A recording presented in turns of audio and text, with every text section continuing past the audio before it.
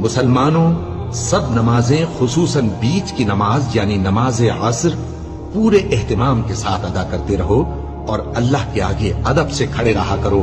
پھر اگر تم خوف کی حالت میں ہو تو پیادے یا سوار جس حال میں ہو نماز پڑھ لو. پھر جب امن و اطمینان ہو جائے تو جس طریق سے اللہ نے تم کو سکھایا ہے جو تم پہلے نہیں جانتے تھے اللہ کو یاد کرو. اور جو لوگ تم میں سے مر جائیں اور عورتیں چھوڑ جائیں وہ اپنی عورتوں کے حق میں وصیت کر جائیں کہ ان کو 1 سال تک خرچ دیا جائے اور گھر سے نہ نکالی جائے.